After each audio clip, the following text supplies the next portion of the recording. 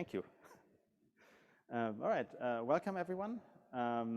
Thank you for attending this tutorial on the Julia programming language.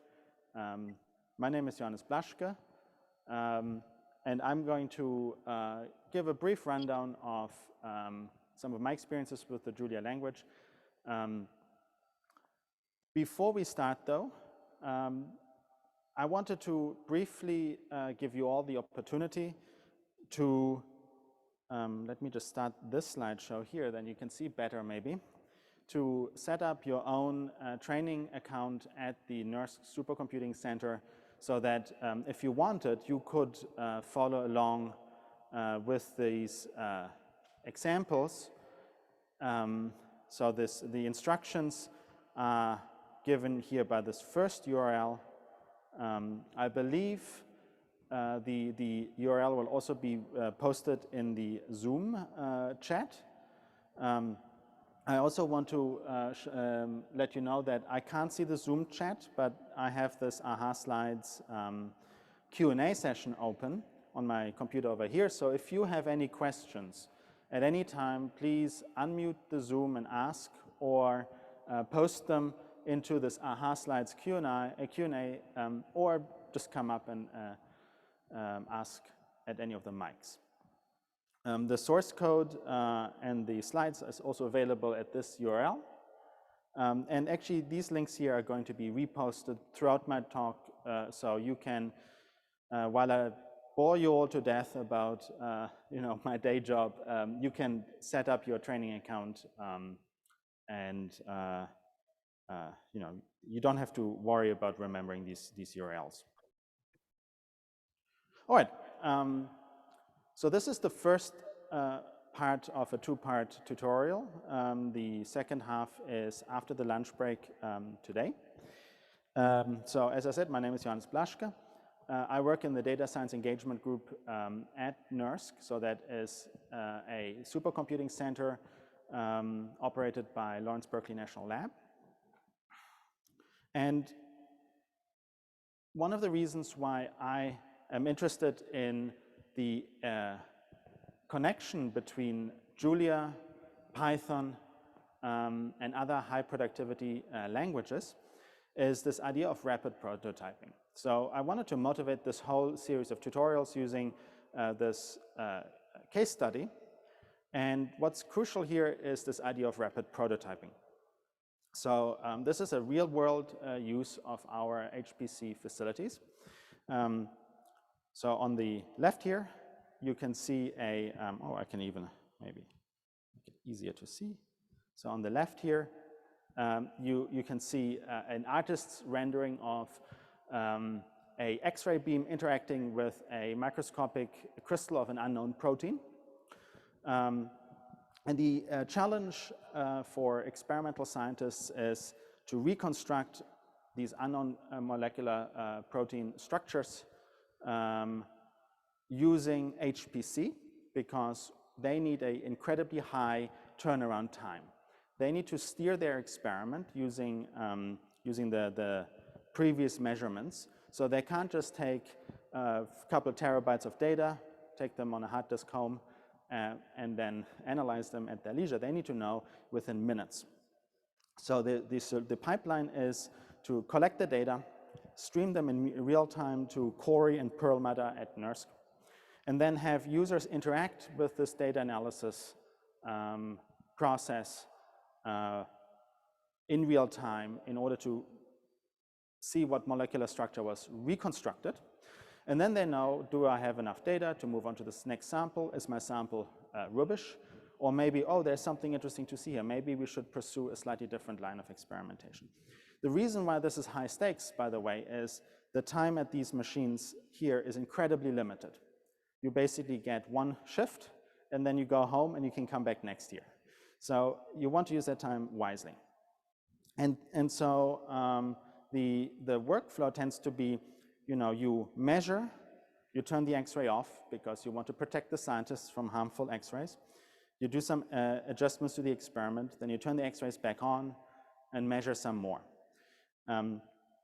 These dark blue and these dark green and light green boxes have a cadence of about 20 minutes. So within a 20-minute window, you need to stream the data, run your compute, analyze and interpret the results, and make decisions until the next experiment. So in order to inform the next experiment. And so you can't just write a high HPC C code and then make changes in real time, debug any issues that come up, maybe introduce new variations of an algorithm on the fly. So this is where rapid prototyping comes in. You want to plug your experiment essentially into a supercomputer, and you want to interact with that supercomputer. All right. So just a quick background about NERSC. So we are a mission HPC facility of the Department of Energy Office of Science. So our users come from all over the scientific universe. So we cover these areas here, ranging from bio and energy and environmental sciences, all the way to nuclear physics, fusion research, particle physics, material sciences, and of course, computing research. So that means our users are highly diverse. They range, the algorithms range pretty much everything that there is in science. And being able to use a supercomputer does allow us to perform some really impressive research. So this is our job, to help researchers be able to perform their research efficiently so that they can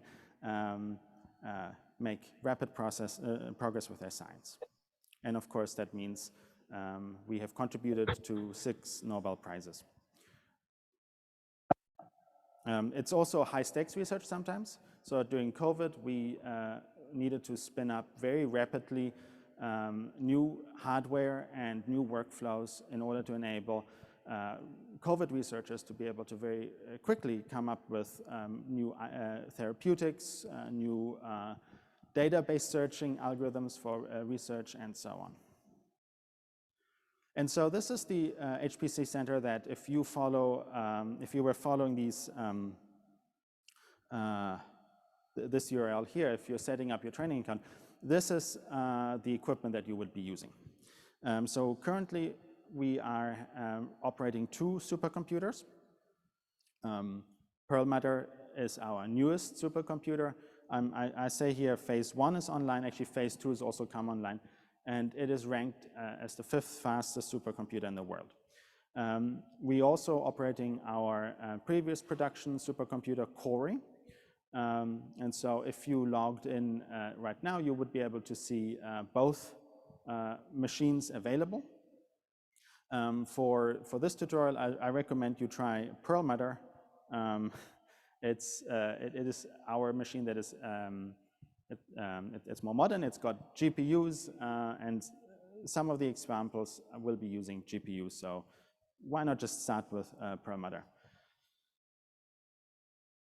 And finally, I just wanted to also talk about where our users hail from. So we have about 8,000 users from about 1,750 institutions. I really like this graph here because if you added up graduate students, postdoc, and undergraduate students, you get to over 50%.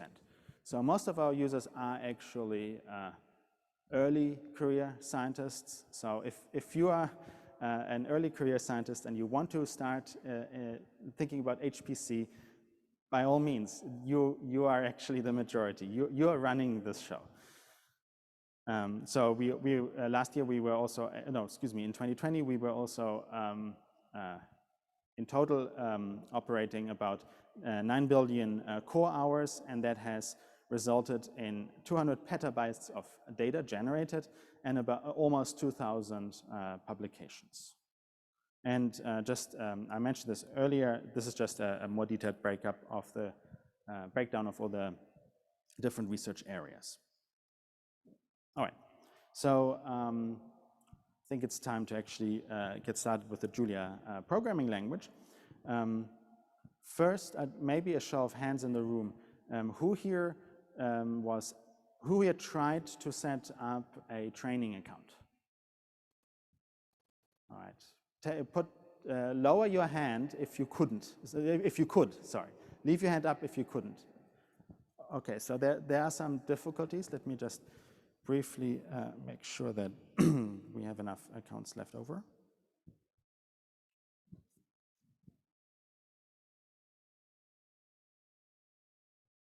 So you actually get to see some of the guts.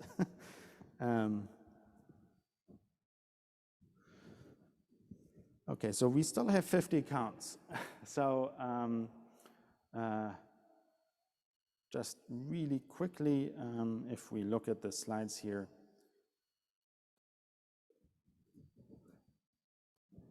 Also, let me know in the chat on AHA slides if you can't, if this doesn't work for you online. I can't see the Zoom here, so right now I'm not seeing anything, so I'm assuming it's all right. So, no questions, okay. For those of you who were not able to get a training account, did you follow these instructions here? And then you should get this screen here. I've blurred out the temporary username and password. Who here could, of those that couldn't get a training account, who here could see the screen? Show of hands. Okay, you've got that screen. So were you then able to log in to jupyter.nurse.gov? All right, so you do have your training accounts. Okay. If I just wanted to demonstrate. So if you logged into jupyter.nurse.gov, you should see this screen. Mine is a little bit more populated with our test systems, but you should definitely see the Perlmutter and the Corey columns. Now, the slides show what you can do when you, ooh, shoot, I think I know what was wrong. I probably gave you, haha, I'm sorry. Let me just quickly make sure. So if you clicked on, let me go back here. If you went along the Perlmutter column all the way to configurable GPU, you want to click on configurable GPU, you want to click on the start button. Okay, now that I went back, it's being slow going forward.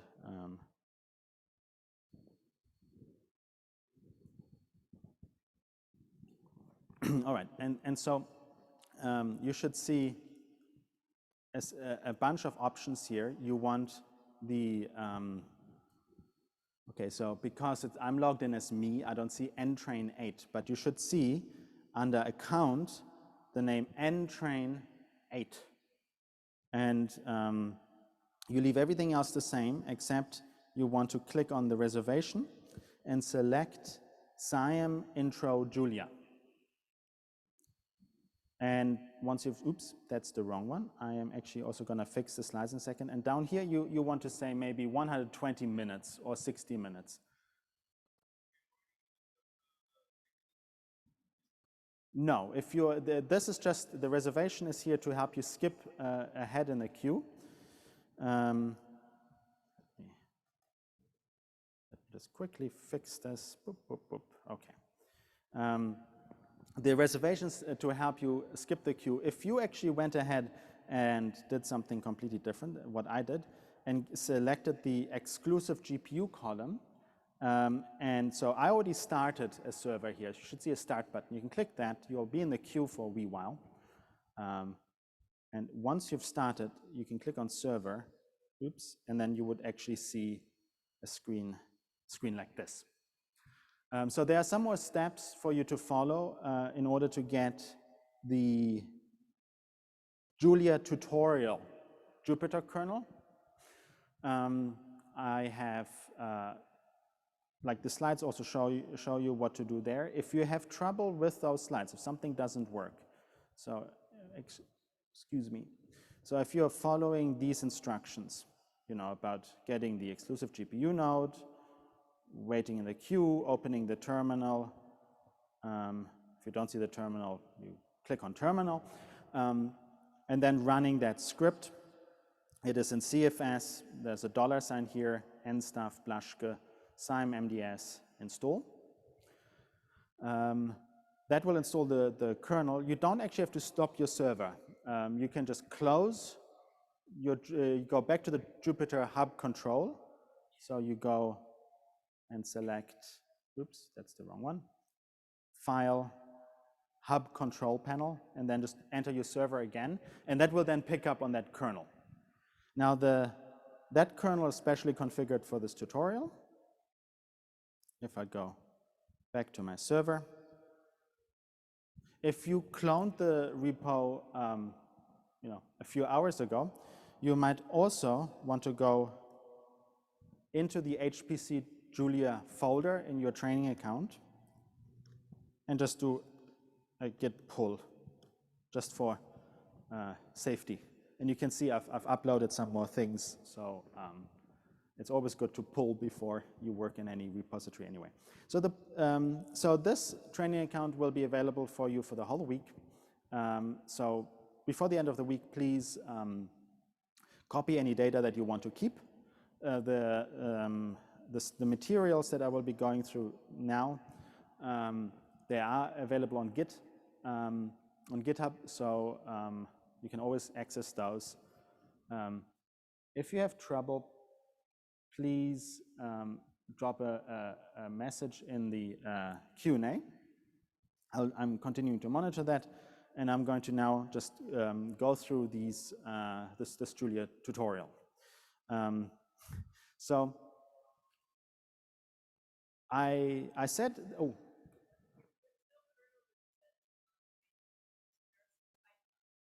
If you don't see the training kernel, did you run that install script? On the slides, it should show you how to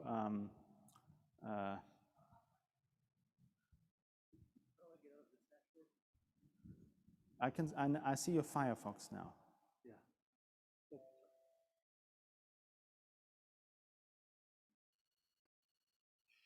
What's happening here?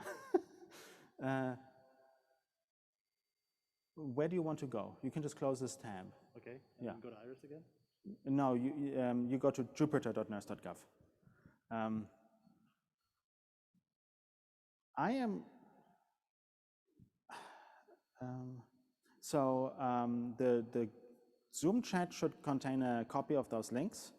I'm going to briefly pop them up here again. So these are the links that you care about. Let me, you know what? You know, I love open windows, so this looks a bit messy. Please don't judge. Here we go. I am going to just have this in the corner of my screen. So the Q&A, so these are the instructions. Okay, and this is the Q&A.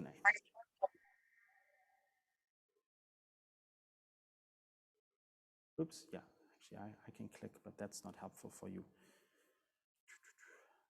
One moment. Instruction.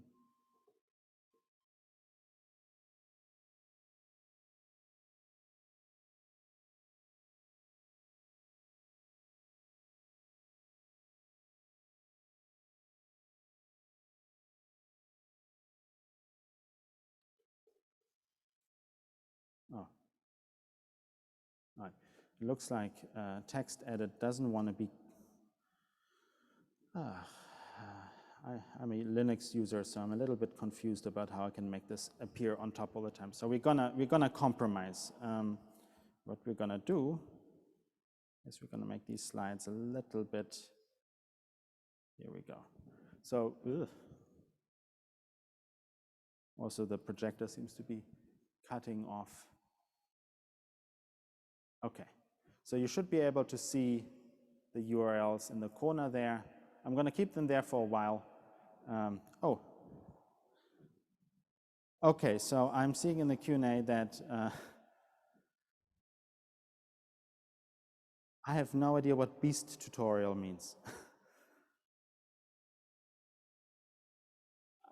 there's a question in the Q&A. Spawn failed. Elmot has detected the following error. Global projector beast tutorial 22. Okay.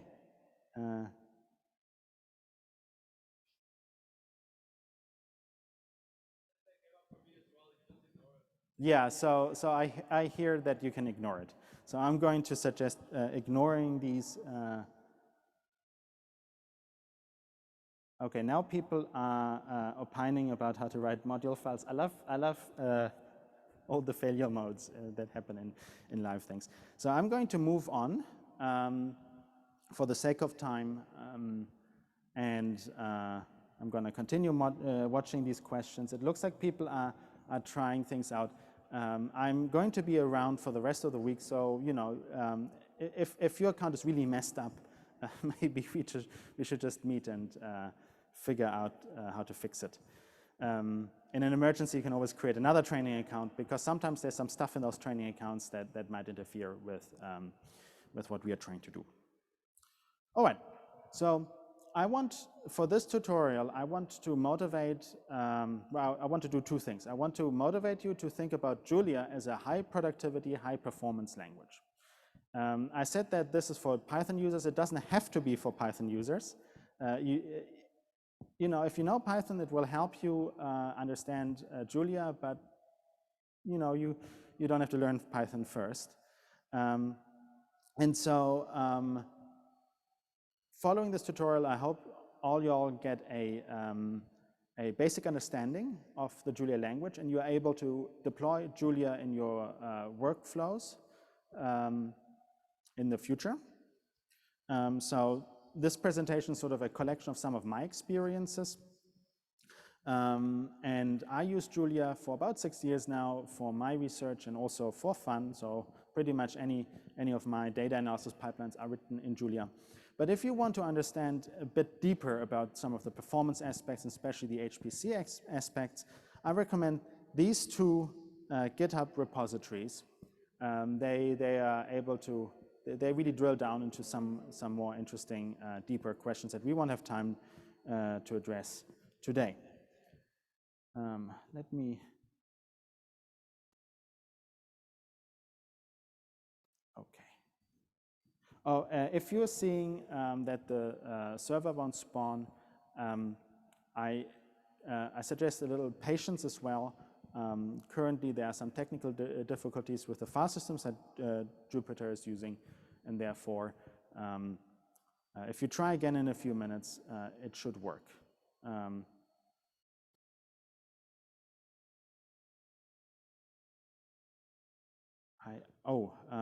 sorry, I can't control the way that the slides are zooming. Maybe I can try this though. Is that better? Okay. I think I'm going to also mark some of these as red, so that this, so I noticed new questions. Okay. Now, during this talk, we will be looking at just a gentle introduction to the Julia language. I'm going to briefly touch upon array-based data types. I'm going to talk about more details on arrays in the next half. We're going to then look at how to call external codes and working in parallel. And if there's time, we might even take a look at things like CUDA and MPI. All right, let's start with just a gentle introduction.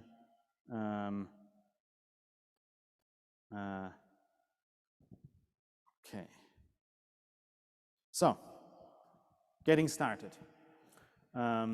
First, how to get Julia. If you're following this on your laptop, you know, apt-get install Julia. That will get you an old version of Julia.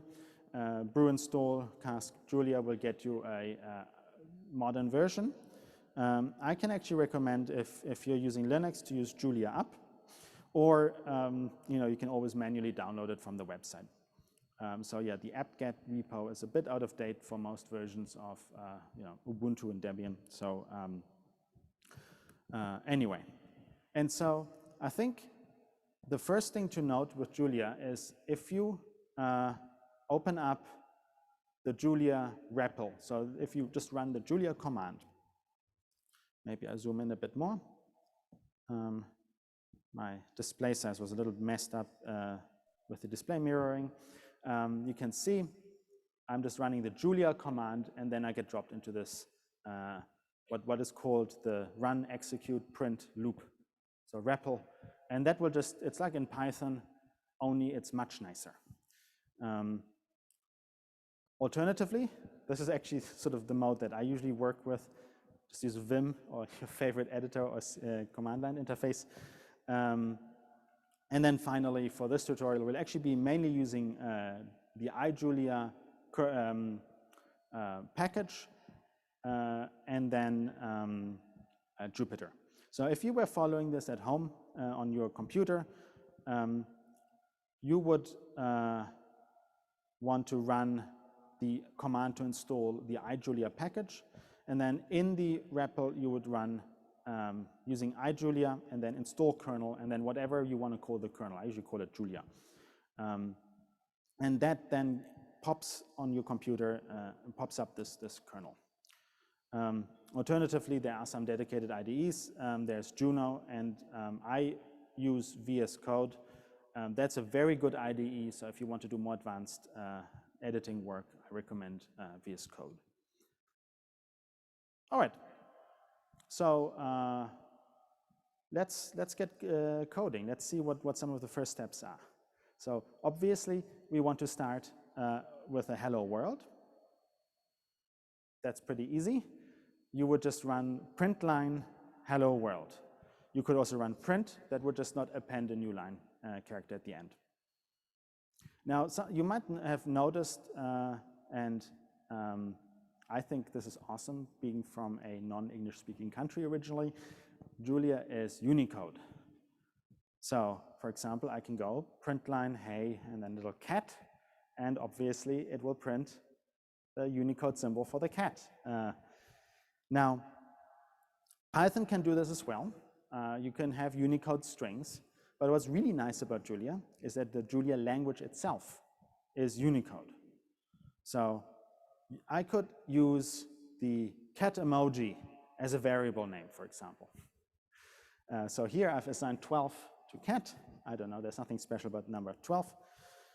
If you're in Jupyter, the way you would do this is you would type the slash, colon, and then, in this case, smile underscore cat, colon, push the tab button, and it will show you the little symbol, and you can select that, and it will automatically generate that.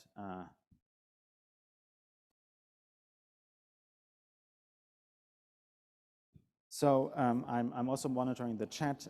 I am really sorry, I really can't help with these errors. I recommend maybe, if all fails, set up a new training account, and I'm wondering if there's something in, before you do that, take a look at your Jupyter kernels directory.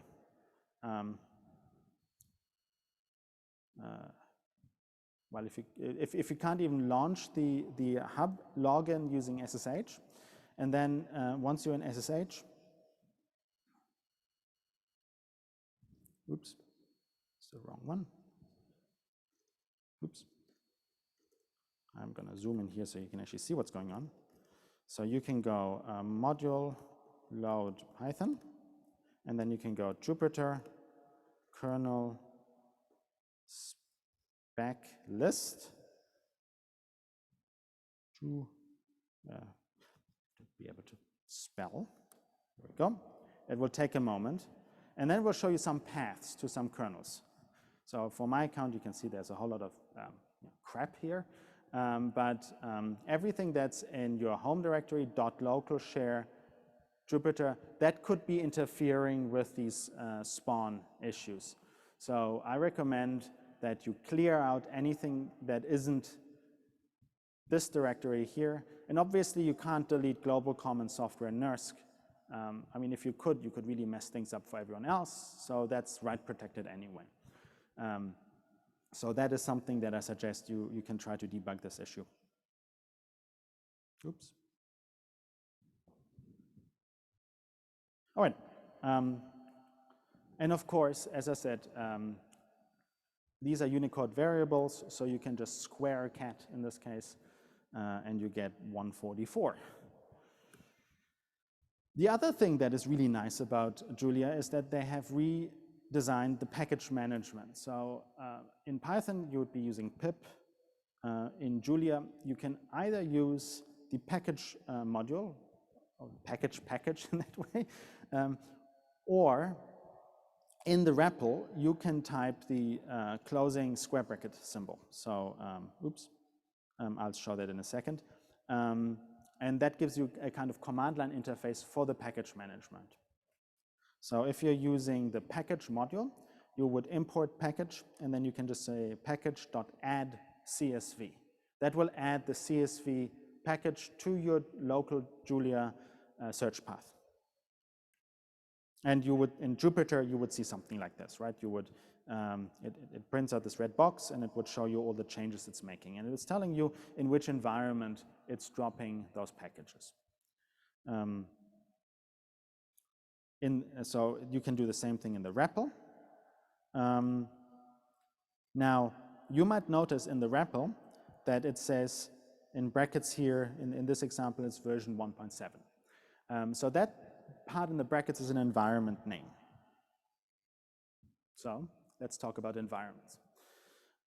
So imagine pip with virtual environments already baked in. So that's what environments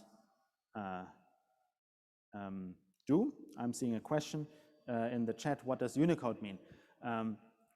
It is essentially, Unicode is a way of encoding characters that are not just the standard ASCII characters. So if you're an American, or let's say if you're an English speaker, you probably don't need Unicode much in your daily life. But imagine you have an accent in your name, or you want to send an emoji via text. Unicode is how those are encoded. If you try to use Unicode in a language that doesn't support Unicode, you would see a very cryptic error message because it's encountering characters that don't map to any known ASCII characters. All right, so let's have a look at dependencies. Dependencies are pretty cool.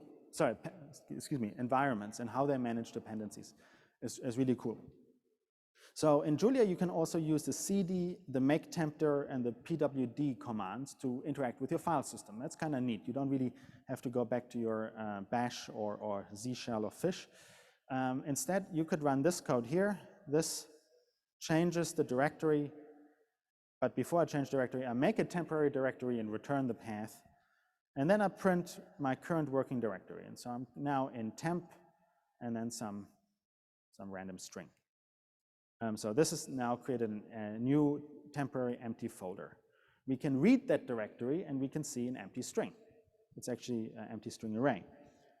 We'll talk about arrays in a moment, but it means that there is nothing there. So in this empty temporary directory, we can now create a new environment. We can say, well, we're going to import the package module, and then I'm going to say activate, and I can put any path here, but in this case, with a dot, I'm saying activate this location right here. So now it's created, because there was nothing there, it's created a new project at this location. And now I can say add the CSV package. You can see it's installing everything again because you've created an empty environment. And so now we can look with the reader command again what's there, and you can see two files, manifest.toml and project.toml. And we can even take a look. What does project.toml? Well, that just tells you the dependencies in your current project. So it just says CSV. Well, that's because you've added CSV, and even has this hash here. This is the version hash of the current version of CSV that you've installed.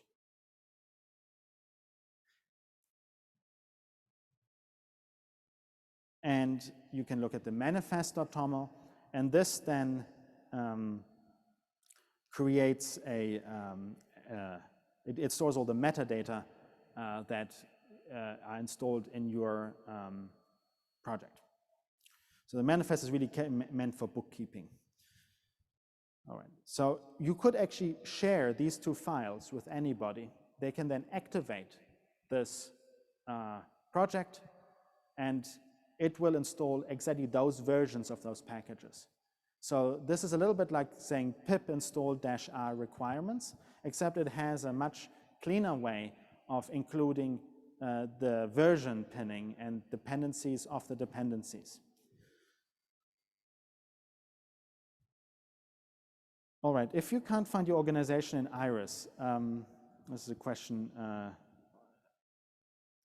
can you maybe just try a different organization, a random organization? These training accounts, you have very limited capabilities, so you should be okay if you just specify maybe, I don't know, UC Berkeley or something. You don't actually need your organization for anything. All right, let's look at a Julia program. By the way, you can see these slides always come with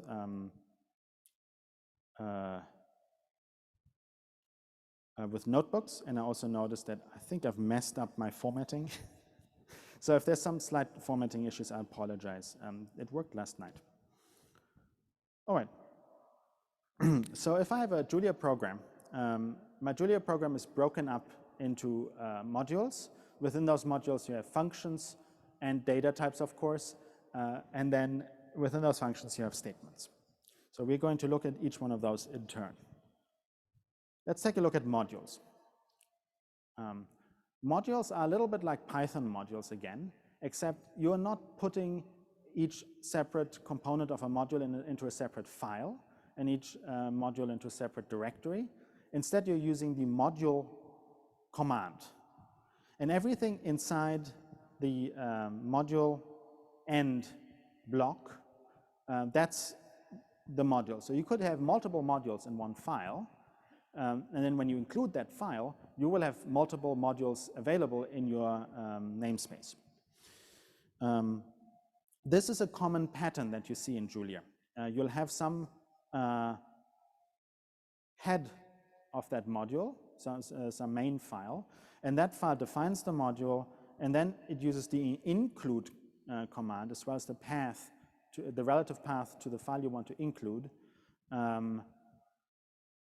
And what the include command does is essentially, you can imagine it like the include statement in C, where it takes the content of this file and just places it in there. So that's just a way of breaking up your source code. It's not strictly necessary. So you can kind of imagine the following structure. You have my module, and you have some source code spread over several files. And inside that module, you have a my helper function and my function. My function does some work, and it calls my helper. And this is, so a module is its own namespace. So when I now, when I define my module, I can define what I export out of that module. So for example, I'm only exporting my func, not my helper. So if I have a statement like using modules, so using my module, you will get the my func function, but you will not get my helper. My helper is isolated in that namespace.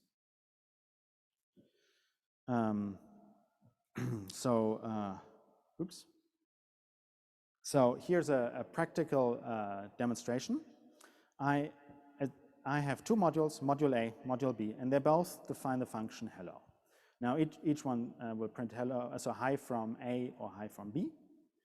And now these functions can be accessed using the syntax module name period function name. So for example, if I import module A and module B, I'll have module A and module B available in my root namespace, and neither exports hello, right? So then I have to explicitly access that internal function. So then I have to say module A dot hello will give me hi from A, module B dot hello hi from B. Now you might ask yourself at the moment, what would happen if both modules export functions of the same name? So if you use the using keyword, you would go using module A, everything is fine. Using module B, and you'll get an error message. It will say, well, the hello function from B has now clobbered the hello function from A. If you encounter these situations, don't use the using command, use the import command. The import command doesn't automatically populate the global namespace with everything that the module exports, but just loads the module. So that way you can always, if the two modules have conflicting names, just access them using the module name dot function name syntax. All right, let's think about flow control. I want to refer to the documentation, of course, but really the thing that stands out is Julia doesn't depend on indenting or curly braces for that matter. It uses the, well, sometimes the begin statement or the function or the if statement and the end keyword. The end keyword essentially ends whatever corresponding beginning statement you're using, and do works a wee bit differently. So with do, we have to look at something special. Now let's start with compound expressions. Compound expressions begin-end blocks. They look something like this. Sometimes this will look a bit weird. You know, what's going on here? Begin-end is a way of encapsulating multiple statements at once. They're not to be confused with curly braces in C++ because they don't create their own namespace. So for example, I could say z is equal to x plus y, and I want to define x and y. Then this begin-end block will run the code that's in there, and it will return the last statement, the result from the last statement. So by doing this expression here, what you are saying is, you know, we are assigning x and y, and then we are computing the sum, we're returning that and storing it into the variable c.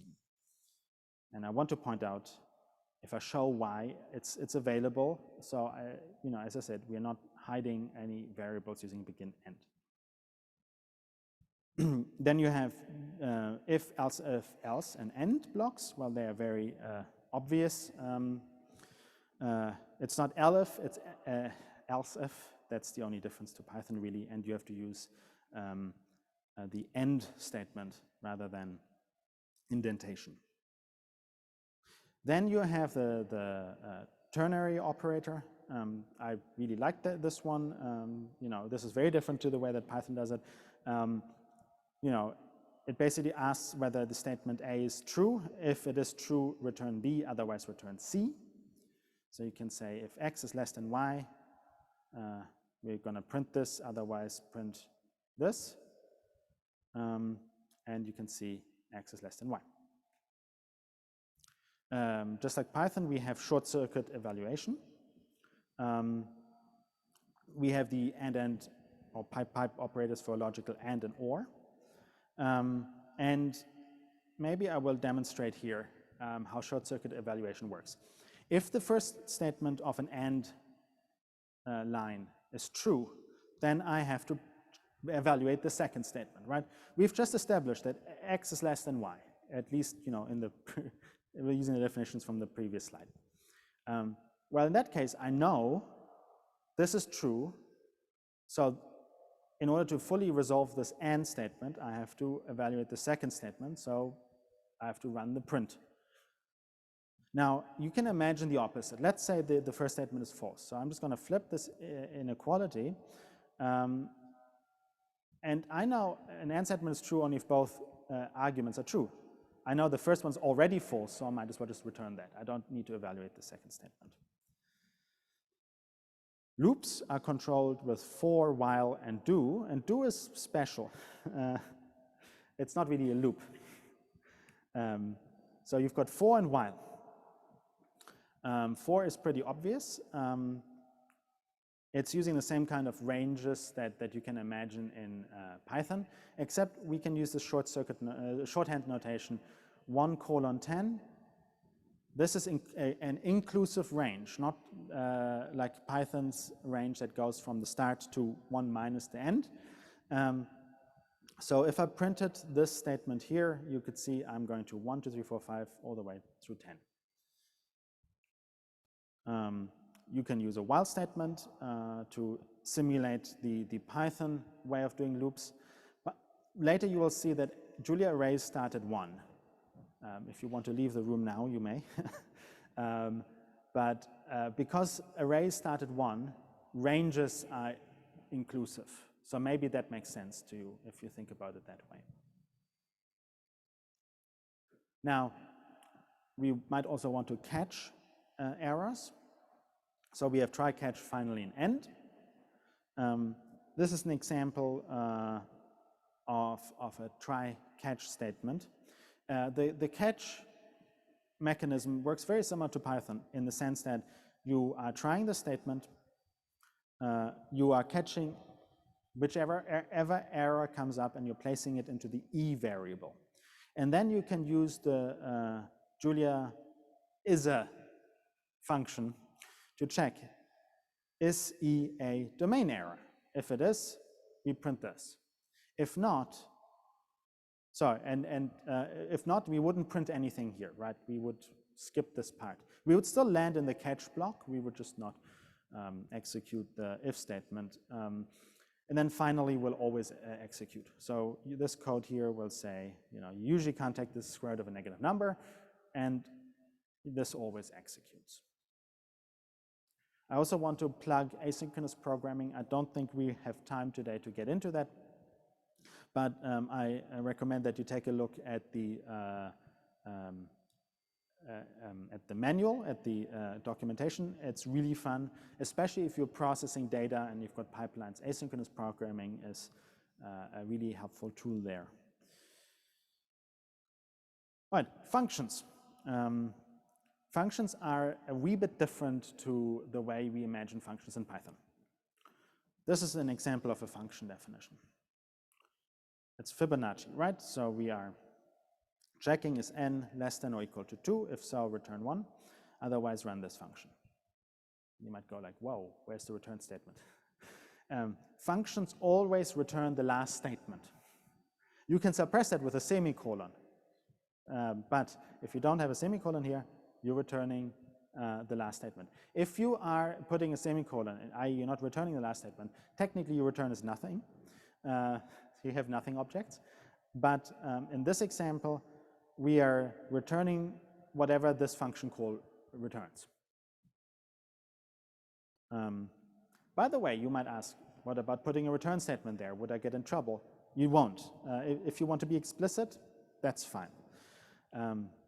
Also notice indentation is optional, and we use the end statement to end our blocks. So once again, we can do Fibonacci.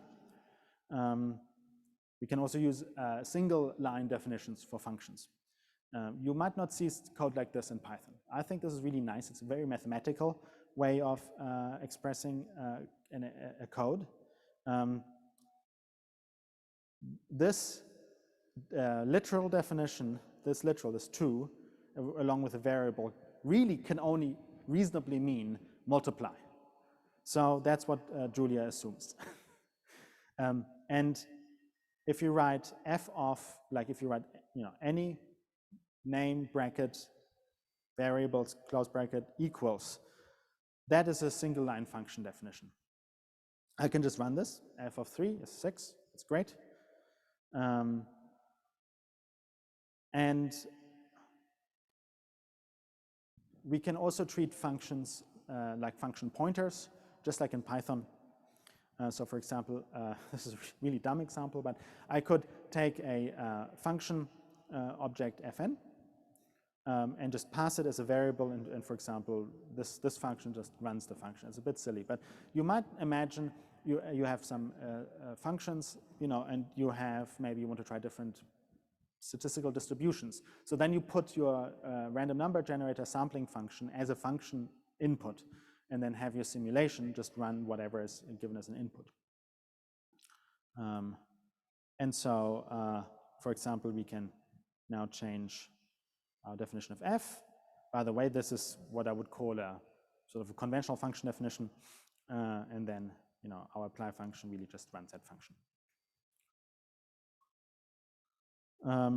We can use lambda expressions. They are defined using the error operator. If your IDE supports it, you can actually type arrow and it will turn it into an arrow. That's really nice. So once again, in terms of Unicode, you could use the Unicode symbol for the right pointing arrow, and that is my, that's my code, and it works.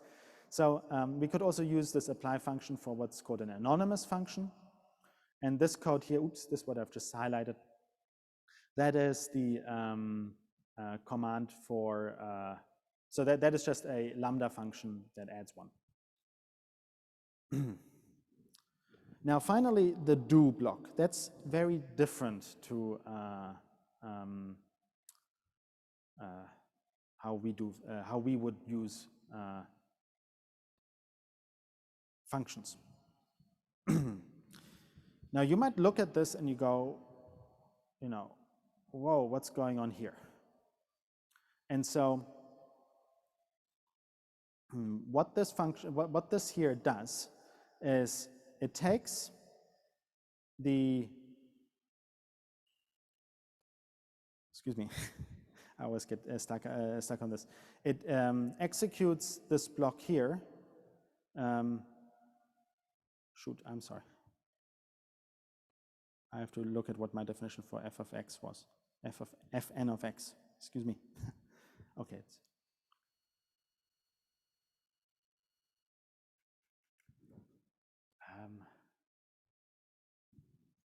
I'm sorry, I'm going to skip this. Do is a way of adding multi-line anonymous functions to my function call. So that should place this anonymous function, x goes to x plus 1, into the first argument of my f of n function. But now I'm kind of confused why it returns 13. I'm sorry.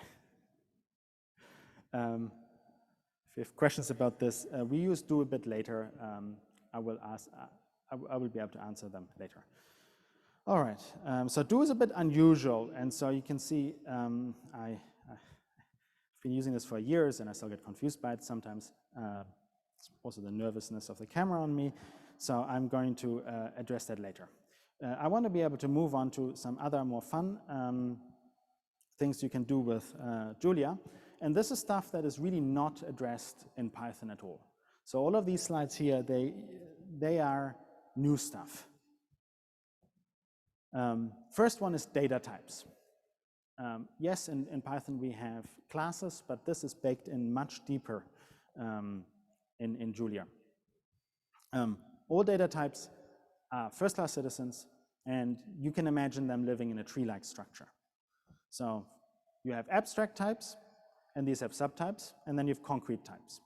So let's start with abstract types. Let's say I want to know the subtypes of my abstract type number.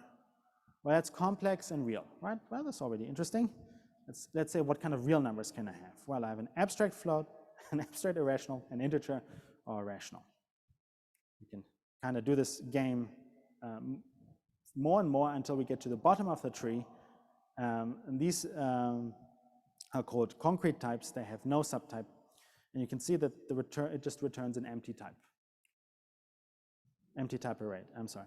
And so what you would see here, I'm gonna make this a bit bigger, this is an example of this tree. So all the leaves on this tree here are concrete types.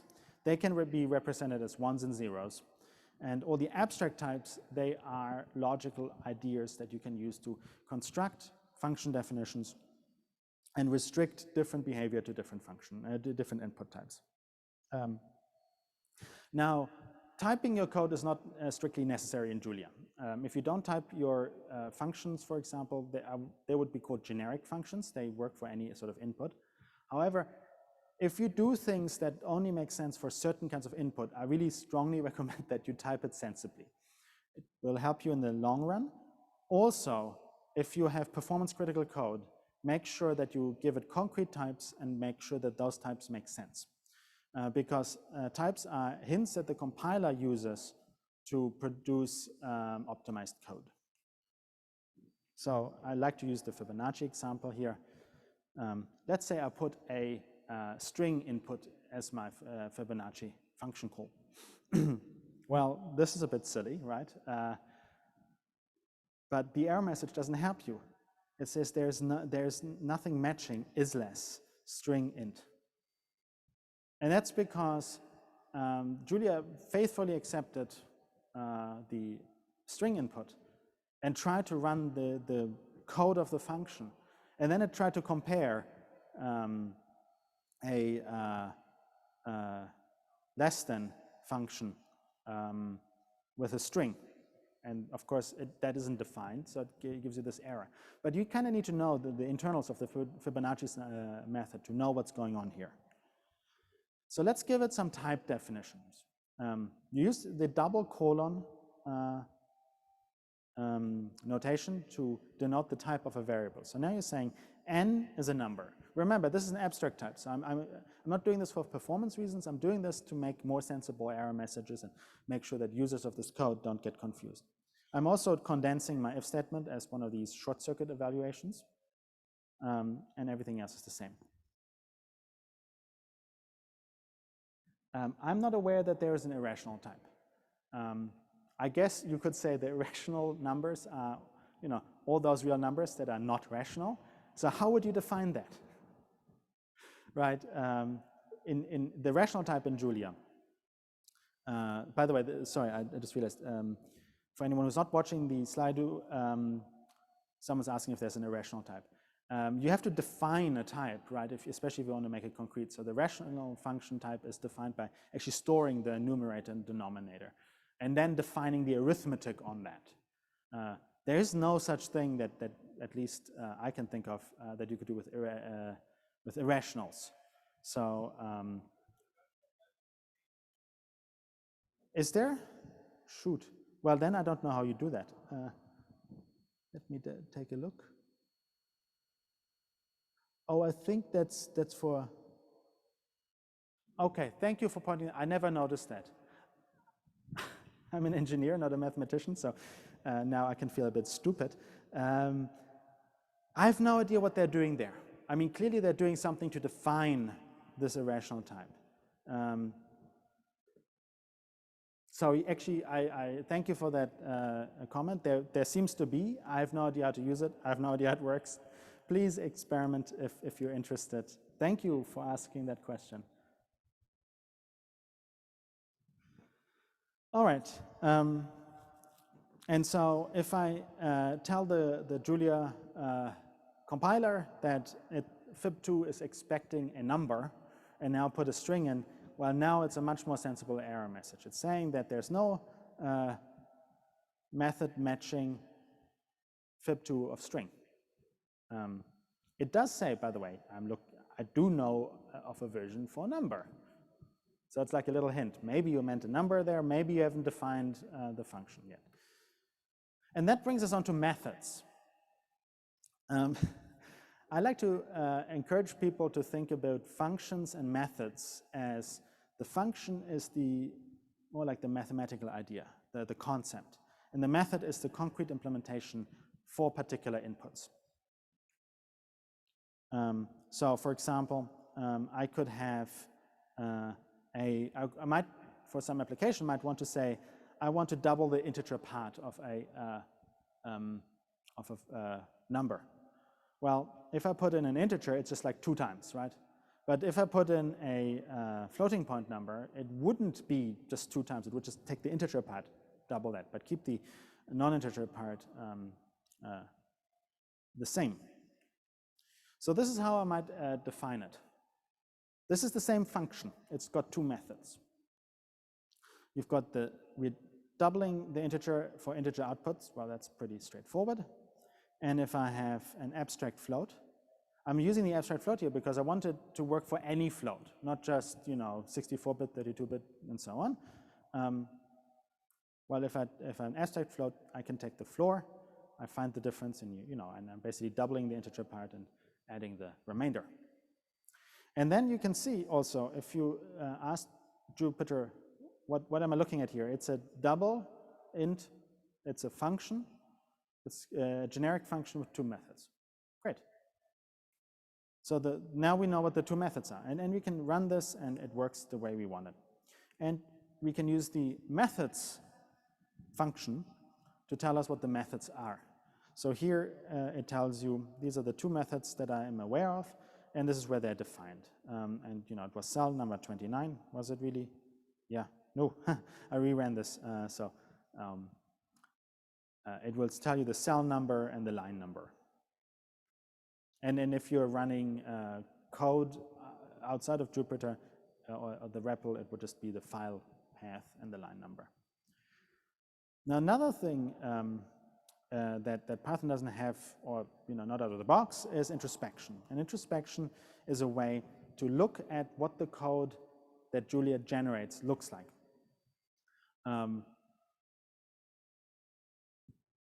I didn't mention at the beginning, but if you've read the abstract, if you've read stuff about Julia, you probably already know that Julia is a just-in-time compiled language. So what that means is, as code is being executed, as the program is advancing through the code, the LLVM runtime is essentially constantly being fed LLVM intermediate representation code that Julia generates, that LLVM compiles, and that compiled code is then executed. It sounds a bit convoluted, but you can kind of imagine I have a large program, maybe some parts only get executed, or I have a program where I don't define the types, but when my program is executed, all the type information becomes obvious. At that point, I don't want to have an interpreter run the code like I have in Python. What I want is I want to create machine code and run that code. And so that's really what happens here. You can kind of think of it's compiling on the fly into machine code based on the inputs you're giving it. And so the code lowered macro. We have a bunch of macros here that tell you about what's going on under the hood. The code lowered macro tells you what Julia is doing behind the scenes.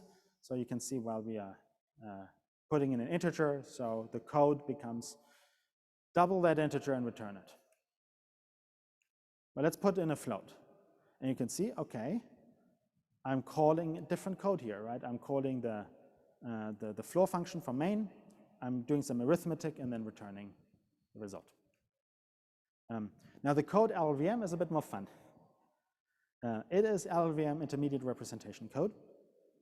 And you can see it starts to really become more like machine code, right? You've got 64-bit integer object here. You are doing a shift left. Well, whoa, why? Well, ×2, right? You're working in binary, so you just shift left. So you can see it's producing optimized machine code. And the machine code is different for the different inputs. So here I'm giving it a different input type, and it's producing, well, for float, it's really doing a lot more work. So yeah, the idea is basically once you have your input types figured out, then your function can point to a specific method. Once the method only depends on methods, right? We can generate code, and this is what you're seeing here.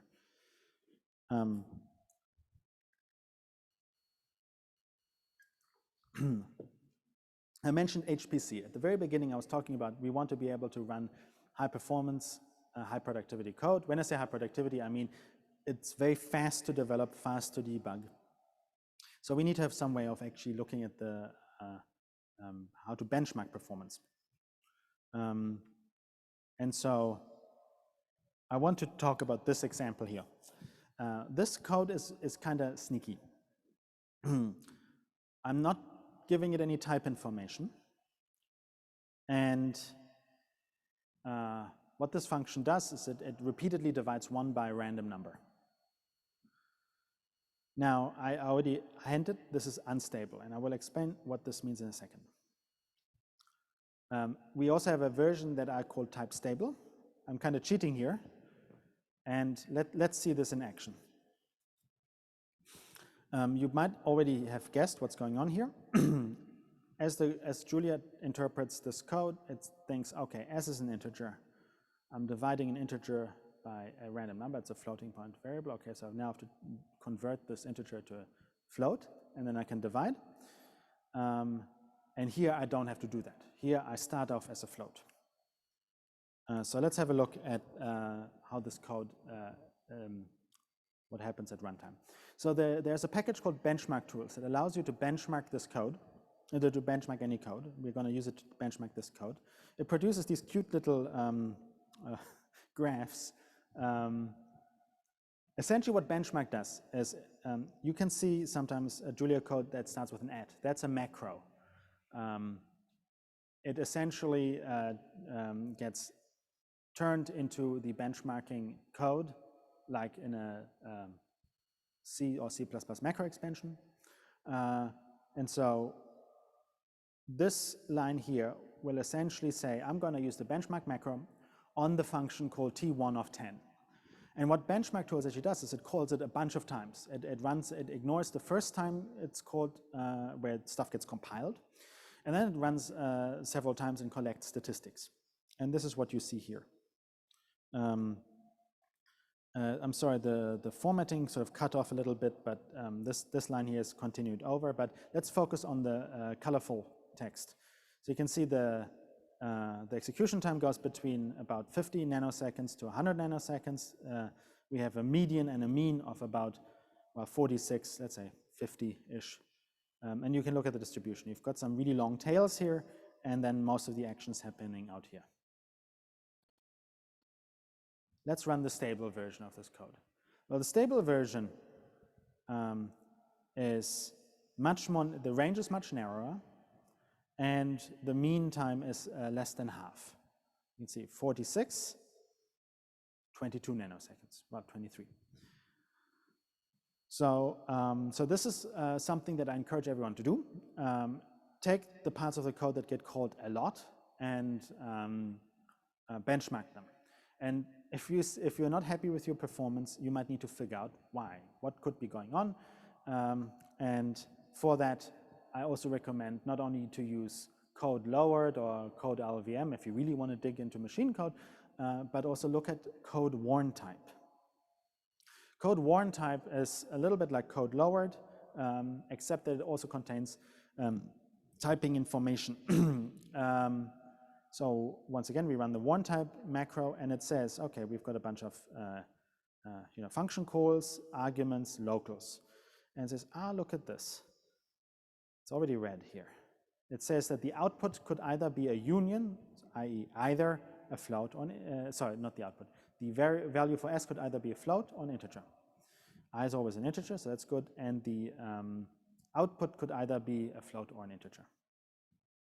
Let's look at warn type 42. And I mean, there's this little message up here, but there are no red flags here anymore.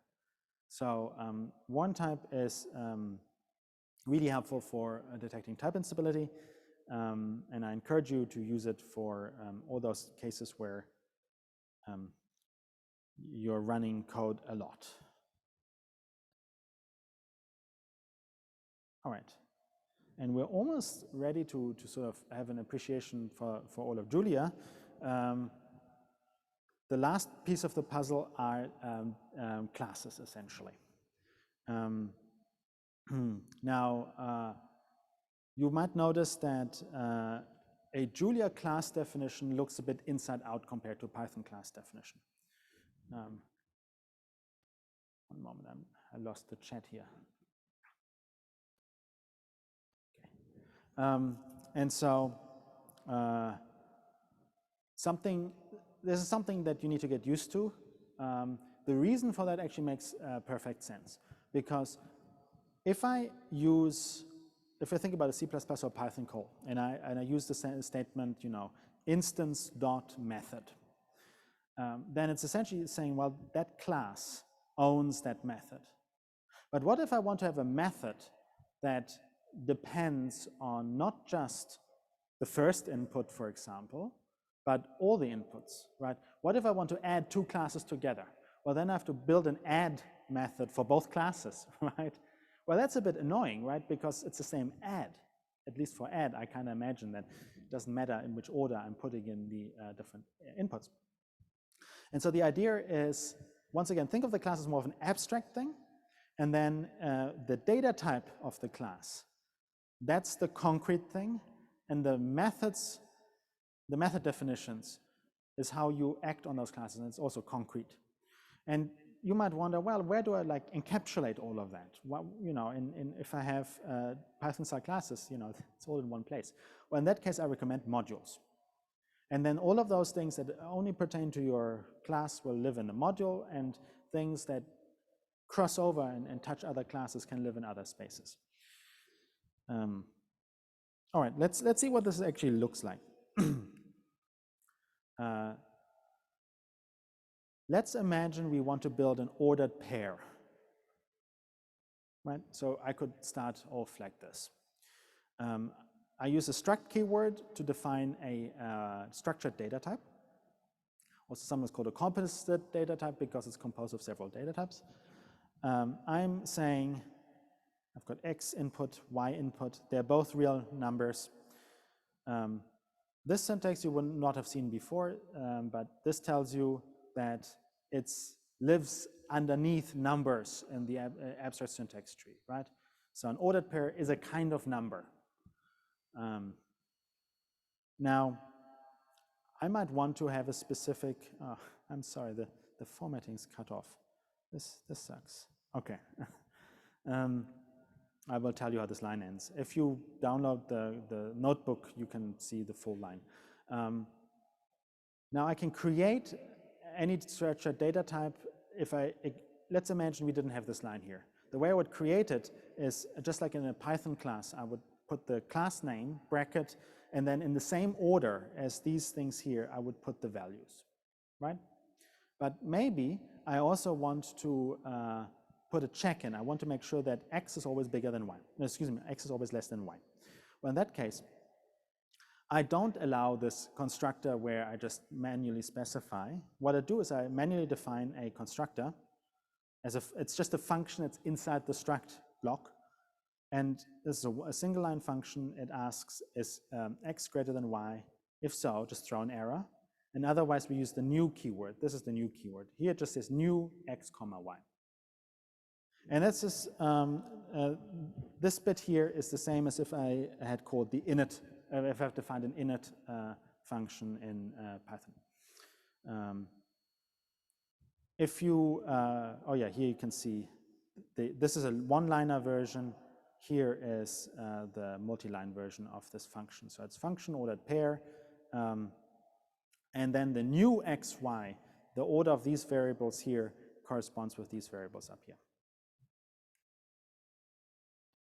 Now imagine we want to do some arithmetic with this. So in Python, we would define the dunder add, dunder sub methods. In Julia, we don't want to define a method that only depends on that class, right? We want to tell Julia, I want you to learn some new arithmetic. I want to define a new kind of math, and I want to add it to the standard library. And that's what the base.plus and base.minus functions are. Remember, base is a module, so module name dot and then the function name. Well, why don't we just have a function name that's a mathematical operator? Let's do that. All right, and so what I can do is I can say import base. This is the same as saying from base import. We're importing plus and minus. We're also doing convert and promote. And now this function definition for our plus and the same thing for minus defines our arithmetic with these ordered pairs.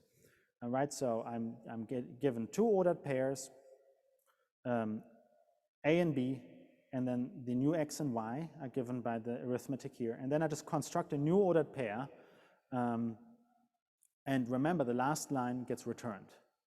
So this function just returns a new ordered pair that's a sum. We don't have to check if it's still an ordered pair. Remember, the constructor does that for us.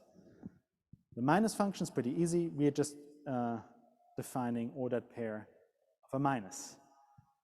I'm running out of battery. All right. Now, what if I want to do ordered pair, plus integer? Well, in that case, I'm going to use promotion and conversion rules. I could also define these functions manually, but that's a lot of work. So instead what I say is, how do I convert something of type real to type ordered pair? Well, it's easy. I'm creating an ordered pair of two of the same inputs. And the promotion rule says what takes precedent.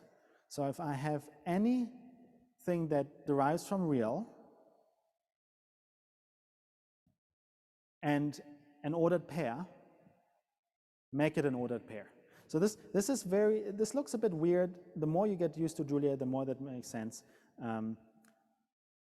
We will see what the curly braces mean in a second, but this basically says that if I'm mixing ordered pairs and any real number, out comes an ordered pair. So it will automatically realize, okay, ordered pair plus an integer. Okay, I'm mixing ordered pairs and anything that's a real. I am. What do I do? Okay, I'm creating an ordered pair, right? If I'm creating an ordered pair, how do I do that? I'm going to use the conversion rule. I'm going to use this constructor. So that's how this logic flows. And so we can now do some arithmetic. For example, two ordered pairs, great. We can add them together. If we try to subtract them, well, they're no longer ordered for this particular example, so I'm getting an error. If I flip them around, they would be ordered still, and I don't get an error. And I can call this conversion, or alternatively, I can just go my ordered pair plus 20. Right now, I've just added 20 to each variable.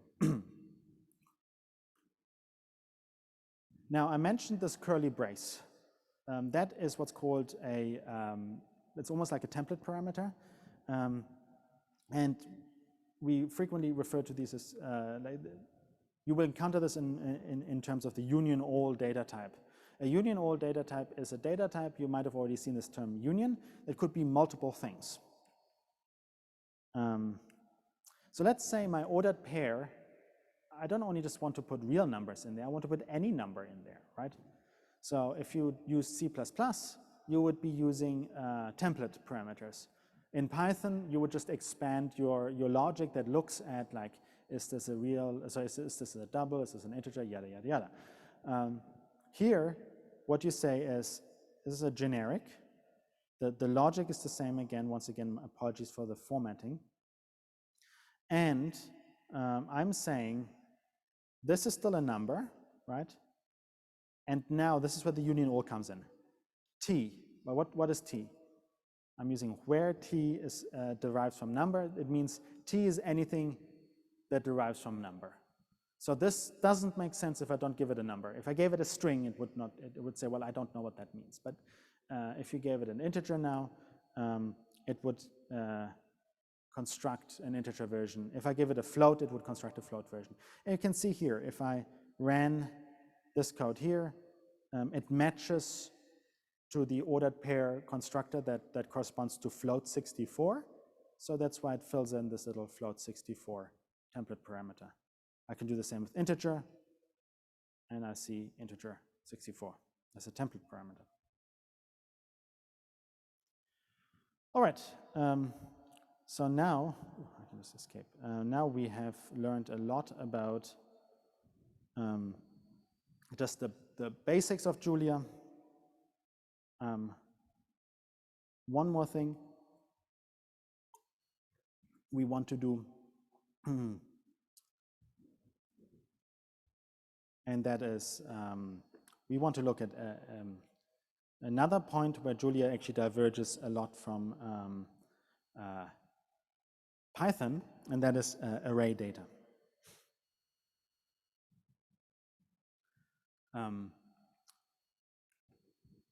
Sorry, I think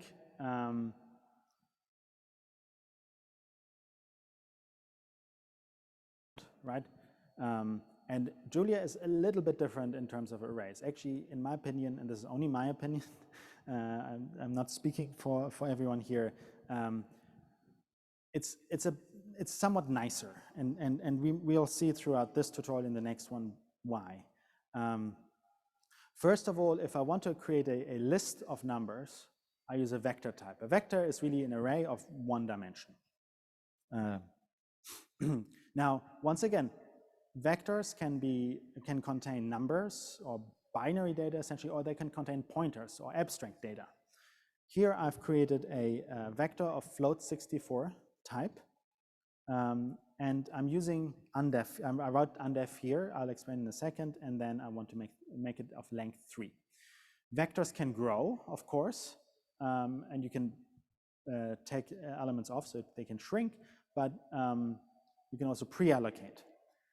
Undef tells you how to pre-allocate. This undef function just says leave them undefined. So then you might see some garbage like this. Well, it's just, you've collected, Julia already knows. I've float64 data, 3 of them, so I can just grab a chunk of memory of the appropriate size. I don't care what's in there, so that's really what we see here. It's just the garbage that's in the memory at that moment. I can now fill that vector. And you'll see this with array or anything that sort of mutates data structures. You'll see this notation. The fill statement uses an exclamation point.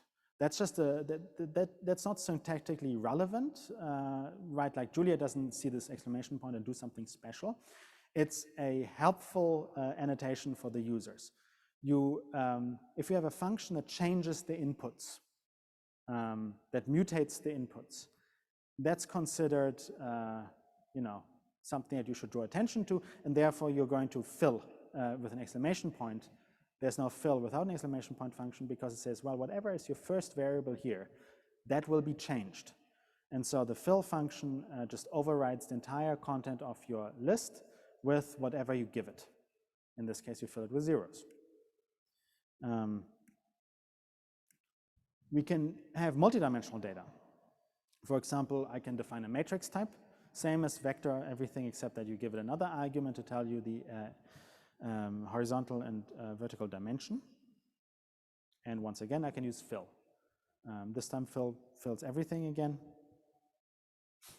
And of course, you can say a matrix is a 2D data type. I could go to ND.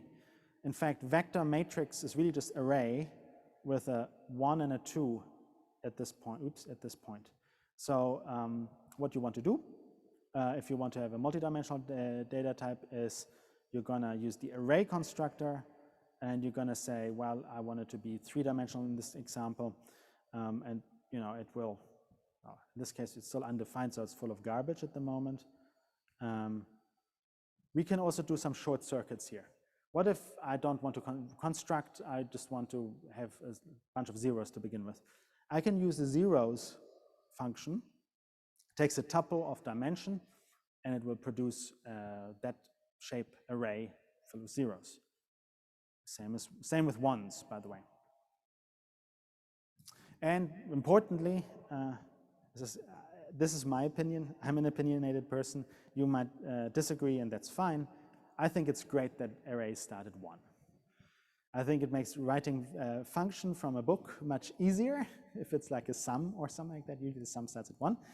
And so if I created a 3-element vector, by the way, this is the way you would create a literal integer vector. Notice how it also detects what data type is in there. And now I wanted the first element, I would say square bracket, like the get index of 1. If I tried 0, I'm telling you, like Julia's telling you, well, you try to access at 0. That doesn't work. Now, of course, there are some joke packages out there. For example, there's, I think, called Star Wars indexing. I think, I forget the order, but it's all over the place. And there's one where indices start at 2. But that's usually as a joke. And of course, if I want the last element, I can use the end keyword inside a bracket. That will just give me the end of the index. This part, I think I'm going to actually do in the second half of this tutorial. I just wanted everyone to have enough, for the sake of time, I wanted everyone just to have enough of experience with just an overview to understand what's going on in the next sections. I'm going to change the order slightly.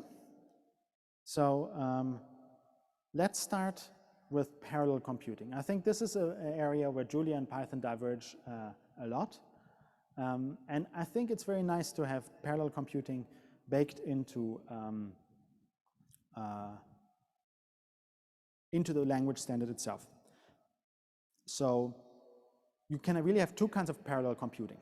Distributed computing, where your code really runs as separate processes in your operating system, or multi-threaded computing, where your code breaks up into threads, but it's still the same process, and each thread might work on different parts of memory. The important thing is that with multi-threaded, with distributed computing, you are responsible for communicating data between the processes. With multi-threading, you have access to the same memory space. So let's take a look at distributed computing.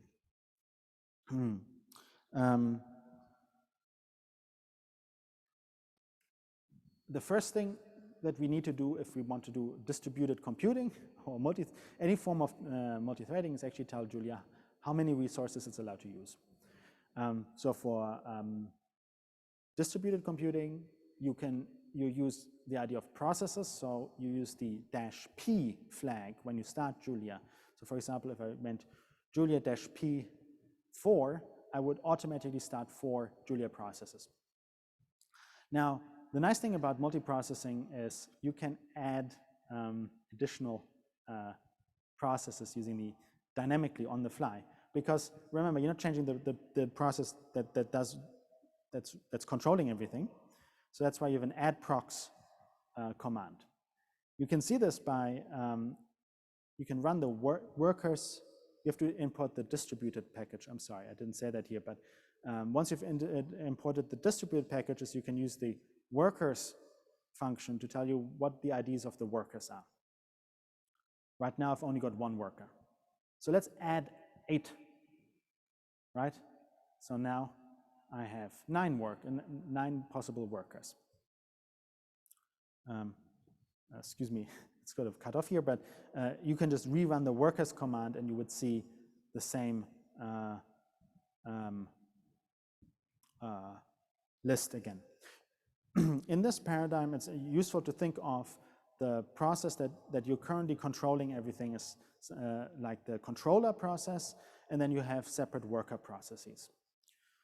So that's why the worker, the array of workers starts at 2, even though here, when we only had 1 controller, the controller is also the worker. So if you've got more than 1 worker, so if you have more than 1 process, the other process is worker and you're the controller.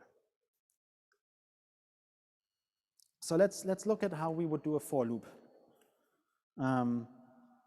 Now, in this example, I'm just going to flip a coin a whole lot of times. And I'm going to, by sampling a uniform random number, and I'm going to convert that random number to an integer and just sum that up. That's essentially like looking at how many coin tosses are heads out of n. So for that, I have I've written the following n-heads function. Now, this is the serial version. It's pretty straightforward. We are starting at for loop at 1. We're going to a really big number, and then for each time we randomly select a Boolean variable that it's either 0 or 1. I have to convert it to an int so that I can do this arithmetic. I think sometimes things have changed in Julia, so this might no longer be necessary. And now I have a distributed version. So first of all, you have to think about locality of your data. If I tried this increment operation across all processes, then each process would need to know what the other process is doing. So that will slow down your multiprocessing. Instead, wouldn't it be nice? Each process does things independently. We're keeping track of what each process has done. And then we're feeding that data into a pipeline. And at the very end, we're summing it all up. Well, now you've just rediscovered the idea of a reduction. So that's what this distributed macro does. You're giving it a reduction operation. So it's saying, do the for loop in parallel, then apply the results that each of the worker, that each worker has come up with in parallel. You apply all of those results to a single-threaded reduction operation, in this case plus. And so I could run this, let's run the serial version. It takes about 200 milliseconds, and the parallel version takes 73 milliseconds. Now you might notice, well, we've got 8 workers in this example. Shouldn't that be 200 divided by 8?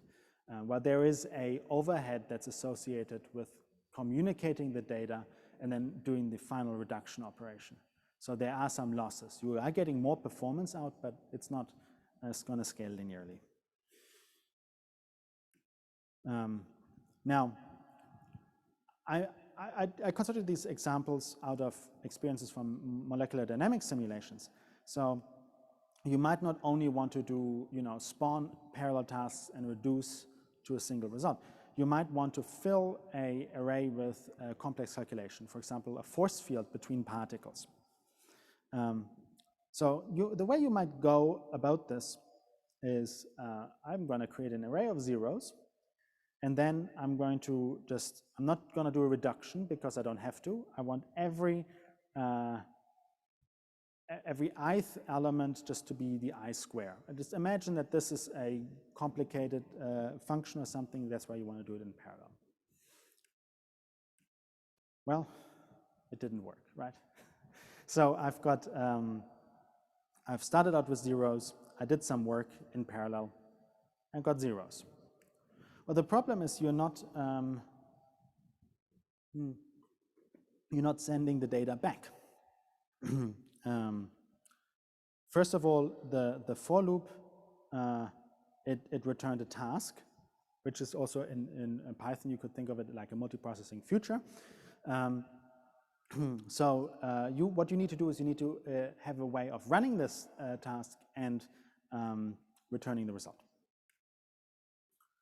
So the manual way of doing this is you could manually control the communication, right? The task has run remotely from the perspective of the controlling process. So I could use the @spawnAt macro to run the following command on worker number 2, right? And the command is just A, right? Return A. And then I'm going to fetch that result from that remote process. And the result will be, okay, look, worker 2 has computed on these 2 elements, right? Now I could do 3. Now 3 has worked on these 2 elements. Now that's a lot of work to do manually. So maybe we want to have an automatic way of synchronizing all of this data. And so that's where the shared array type comes from.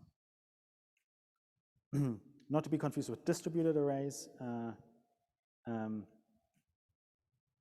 Shared arrays automatically synchronize memory.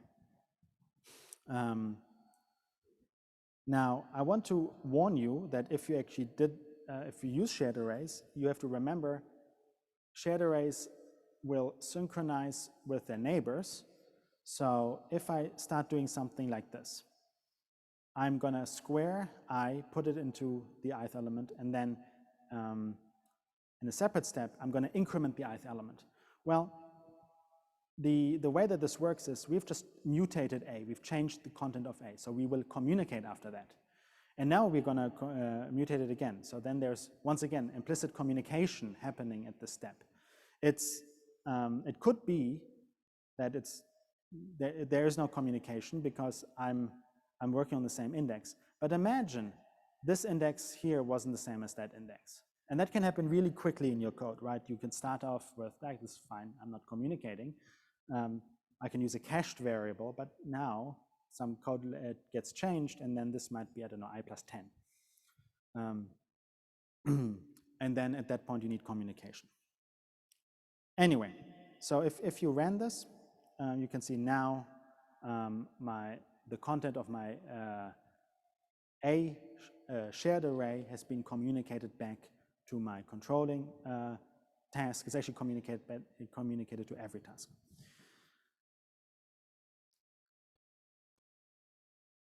This is actually also a very common pattern that we will see. I think we will have a little bit of time to touch upon GPU computing. Basically, whenever you want something more advanced from your data structures, in Julia, the idea is, well, you start off with something like an array data type or like a common data type, and then you define more sophisticated ones that implement new features. For example, the shared array is just like an array, but it communicates with different processes whenever data is changed.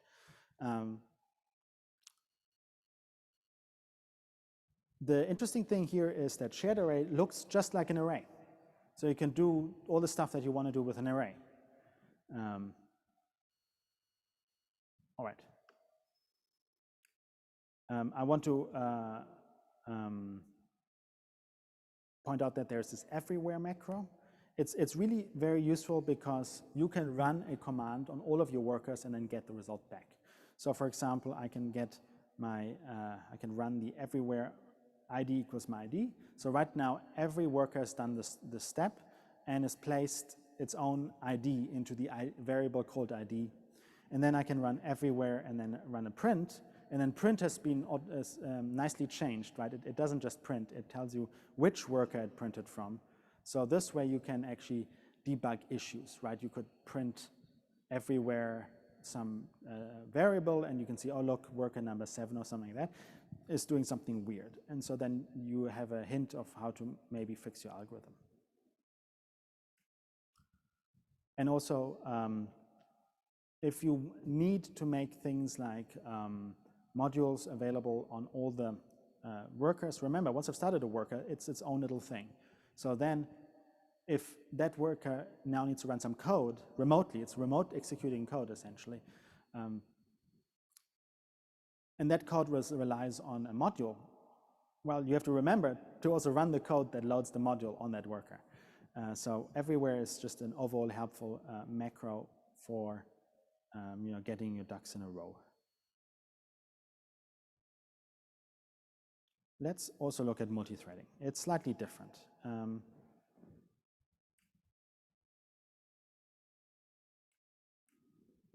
Now, the first thing you want to do with multi-threading is you want to know how many threads you have available. There is a built-in module called threads. You don't have to import it, it's just there. And you can run threads.nthreads, and that tells you the number of threads. I guarantee you, if you're running your Jupyter kernel at NERSC for the first time, this number will be 1. And the problem with multi-threaded computing is you can't dynamically add and remove threads.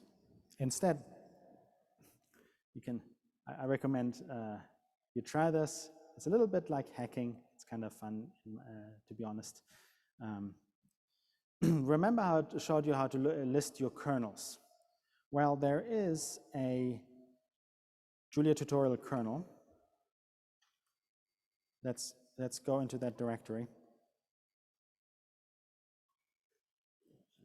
And the way that that kernel works is at home, if you just looked at your kernel, at home you would see a command that, oops, trying to look, yeah, it would, you would see a Julia command, like a long path with Julia and then some variable names. So you would make a change at this point, but on Cori, on Perlmutter, what you're going to do is you're going to edit the kernel helper.sh. It's going to take a moment, and then an editor. I'm using Vim, and it's heavily customized, so it always takes a really long time to load.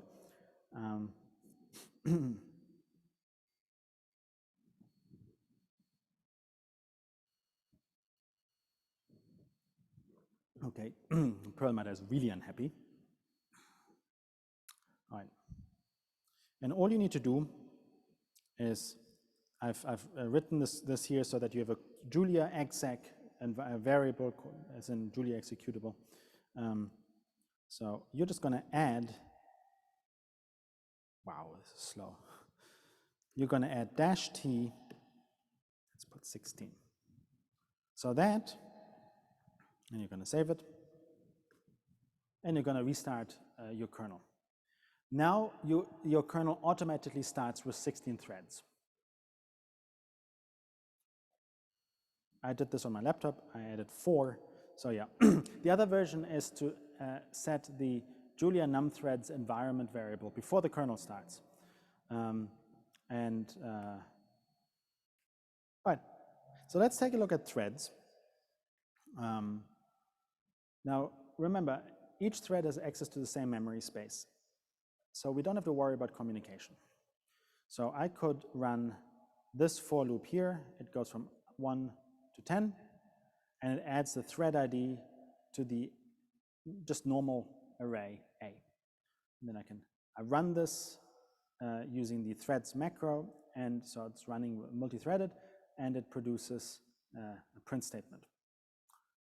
So it produces 1, 1, 1, and so on. Where your threads land, by the way, is random. So don't expect that this is an ordered thing.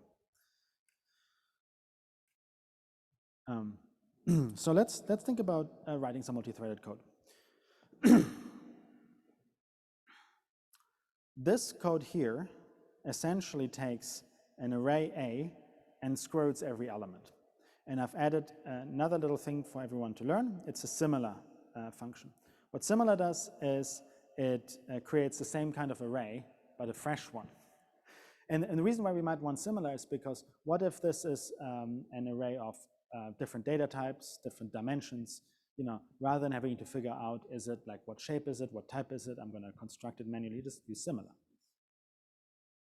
Here's another useful little trick. You can use inbounds when you are absolutely certain that your array is, that you're not accessing out of bounds. That way you've turned bounds checking off and you've improved the performance of your code. And finally, each index is just a way of iterating over an arbitrarily shaped multidimensional array.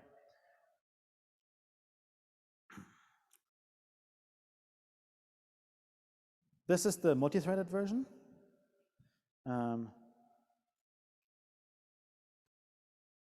And let's just have a look at execution time.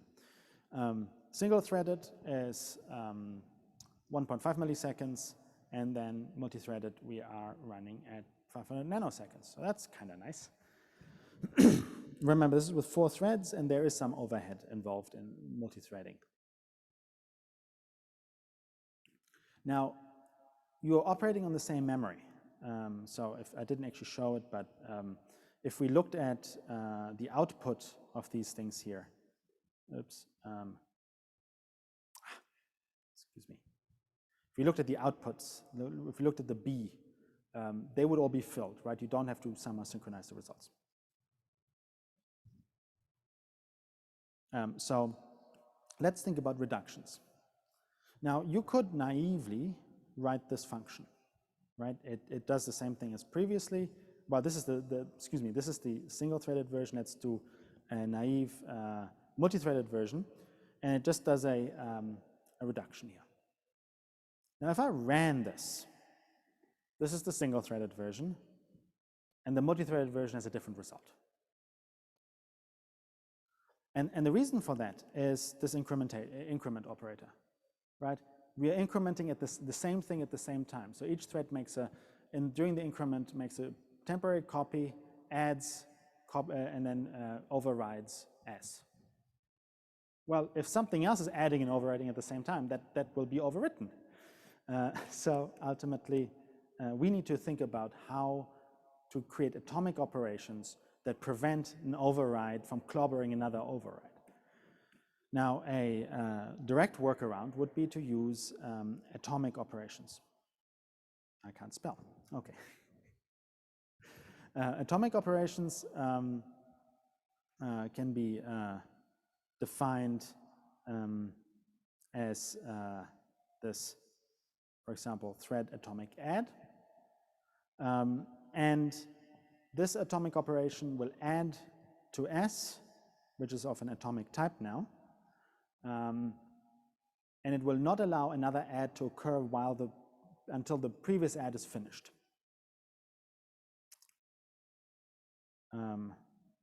We could also think about independent work rather than atomic operations. This is the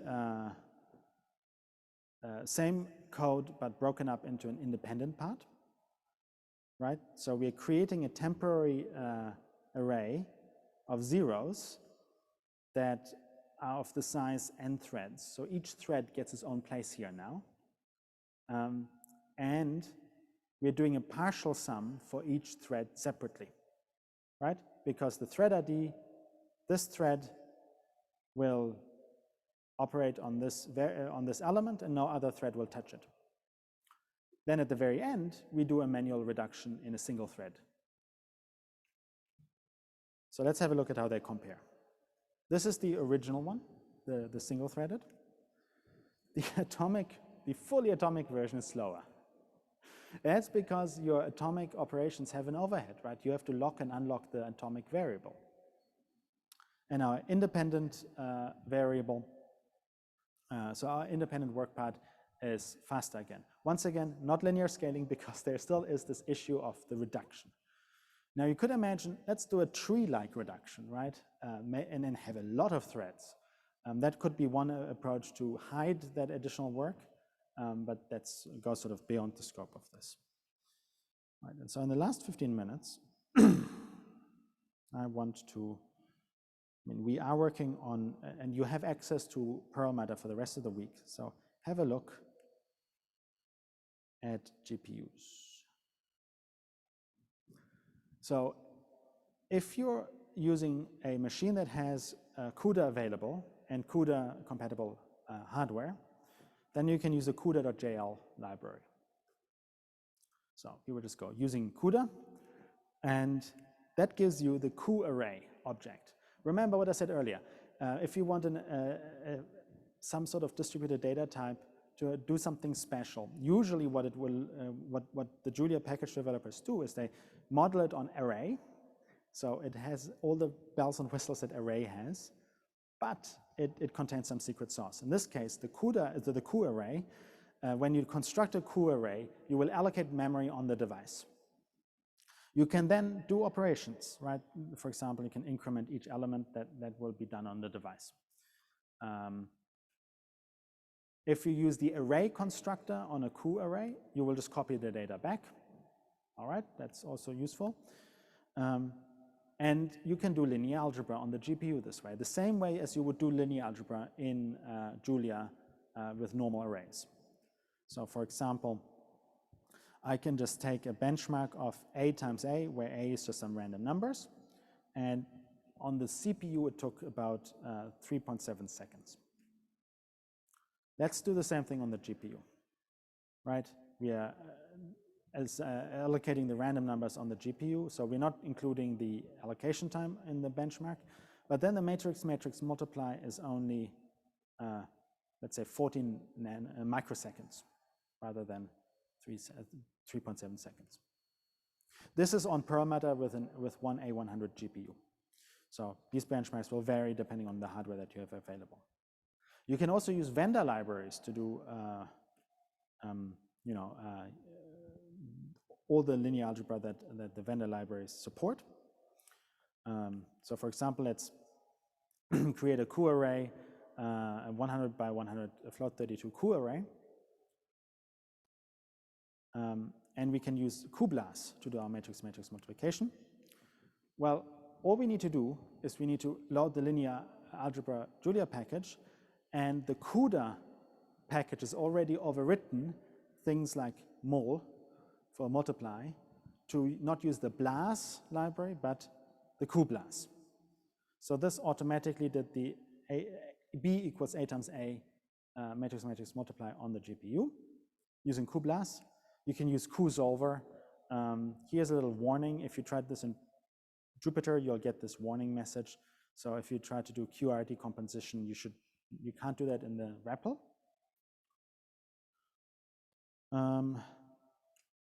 But for example, you can solve an equation just like in Mathematica using the \solve operator that we'll just use QBLAST to solve. And you can use QFFT. QFFT is sequestered to a separate submodule of the CUDA module. So you just have to import this. And then you can just run FFT of our matrix. And the same is true for broadcast, map, reduce, accumulate, and other functions. And finally, you can write your own kernels. I think this is really neat. You're not reliant on only the stuff that the vendors can do. So for example, I want to write this vector add.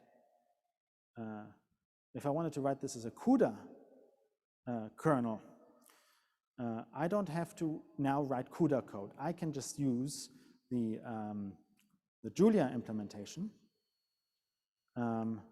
So for example, if I ran this on the CPU, I would just run it like this. I would just have regular arrays. And then if I want to run it on the GPU, all I need to do is define my data types as CUDA arrays. And remember, Julia generates the code relevant to the device based on the inputs, right? So at this point here, it would be detecting that you're putting CU arrays in.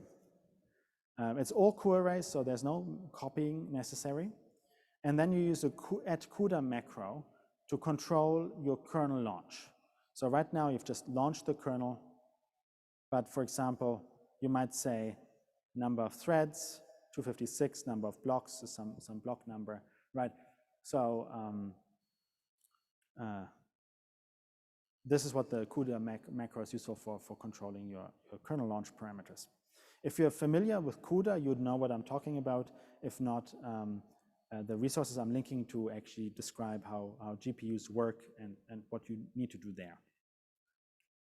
And then finally, I also want to say you can't really use CUDA.profile in Jupyter or the REPL, but outside you can use CUDA.addProfile, and that will then create the NVIDIA profiles for you, which you can then analyze to look at your code. But finally, I also want to encourage everyone to check out kernelabstractions.jl, and that is a package that allows you to not only generate CUDA code or the vendor-specific code, but it abstracts out the vendor, and that way you can write code that can run on NVIDIA, AMD, Intel hardware without needing the code to change or be tweaked. Okay, so I'm looking at the time. We are almost at the end. I suggest we're gonna, I'm not gonna start any of these other areas, but I recommend you take a look. For example, this part here, if you're looking to use Julia, but your project uses Python already or uses C, it's very easy to call other languages, like especially C is really nice, but in terms of, you can call C with very little performance overhead. And if you want to call Python functions, you can use the PyCall module. And I've got some examples here. And with that, I think, I have a question. Yes, in the next half, so the question is A times A linear algebra matrix operation? It's a really good, I didn't mention this. In the next half of the tutorial, I will go a little bit deeper into arrays.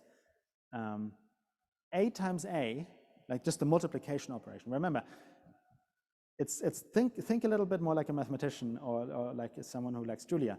If I multiply two matrices, I'm not talking about multiplying numbers. I'm talking about multiplying matrices. So this product is the matrix multiply that you know from linear algebra. If I wanted to do an element-wise operation, I would put a little dot in here. If you use mathematics or MATLAB, you would know what I'm talking about. But there's a way of saying, apply this operator to every element. It's called broadcasting, and we cover this next time. But if we don't do broadcasting, this is a matrix multiply. Same as division would be not really division. Division is solving, like linear equation solving. Right. Anyway, with that, I'd like to thank everyone for their attention, and let me know if you've got any questions.